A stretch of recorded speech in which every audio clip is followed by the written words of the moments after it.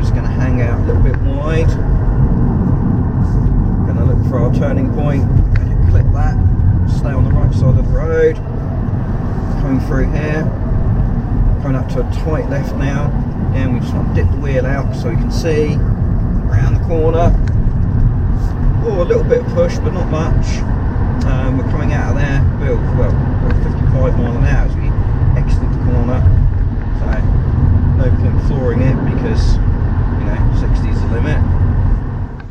So here we are with the Mini Electric. Styling wise, I think the electric looks very much like the petrol counterparts.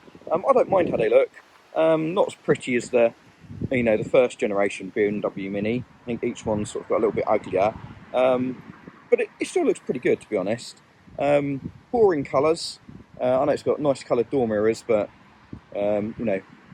silvers, greys, whites and blacks aren't really my sort of colours. I'd prefer something like yellow, orange, vivid blue. I believe there are some nicer colours for me in the option list, but I think the oranges and the yellows aren't available. This particular one seems to be equipped with the most hideous alloy wheels I've ever witnessed. Thankfully, I believe there are options on those. But first impressions are pretty positive. I mean, just in general for this fit, the fit and finish quality in here is gorgeous. It really is. Small boot, got an array of charging cables, which I think is perhaps one of the downsides of electric cars, that you've got to carry all this paraphernalia around with you. But yeah, first impressions, need to get myself a bit more acclimatised, I think, to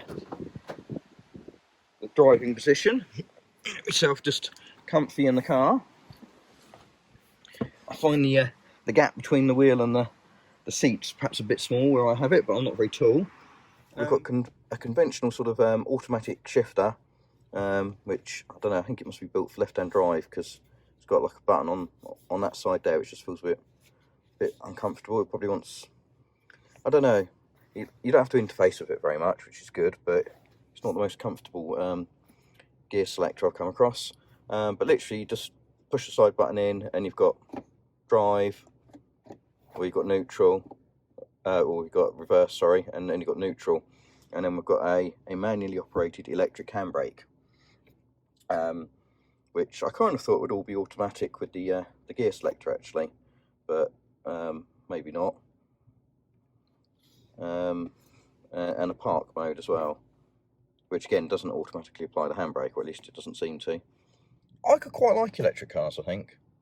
I don't believe they're the future. I think the infrastructure's just not there for it, but I do believe electric drive is probably the future, even if that's backed up by some kind of internal combustion generator to produce onboard electricity. And it's quite nice. It's a bit weird, sort of below 15, maybe 20 mile an hour, it's noisier than you'd think. It's a little bit whirry. You can kind of hear that. And then once you get up to speed, you don't really hear anything from the motor, although it does make it very profound about the wind noise. So it's probably an area manufacturers need to concentrate on more, is trying to cut down the wind noise, because you do kind of really notice it. But I have to say, I quite like how it goes. It's it feels punchy, like a big sort of traditional V8 would feel. You just put your foot down and it goes. It makes the steering wheel sort of squirm and the car squirm about a bit. I assume that's, I'm not quite sure what type of differential it has in here, or traction control. But definitely you can feel the power being deployed, and it's really sort of punchy and pokey. I don't believe this car is the quickest in the world. I think it's meant to be sort of 185 horsepower or something, in sort of 7-ish seconds, 7.5 seconds to 60. But it's kind of instant. I think the downside for that is it's, even in the short drive, I've only done, I don't know, less than 10 miles so far in it. It's kind of fun in a novelty fashion. The fact you can just squeeze the throttle and it goes, very much sort of point and squirt. It's not overly involving, and I don't know how dynamic the fun would be once you sort of get past, oh yes, it's quite pokey, because there's plenty of pokey petrol engines out there as well. But it kind of just goes where you want. You're not really doing a lot. So from a, you know, an ultimate driving point of view, I don't know, a bit of a question mark there. I think we'll come back to that and see what my thoughts are later on in the day.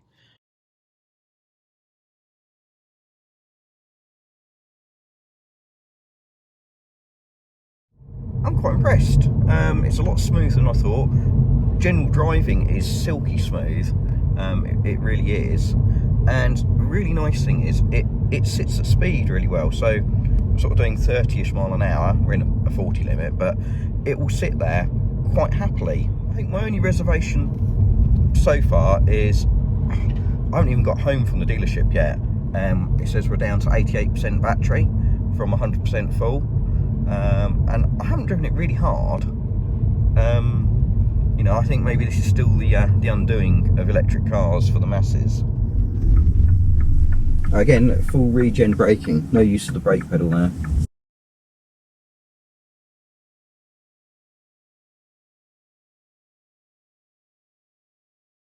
Right, so we've been on charge for about an hour and 3 and 4 minutes probably. Let's see what it's actually done. 52%. It looks like that must be a range indication, 51 miles. So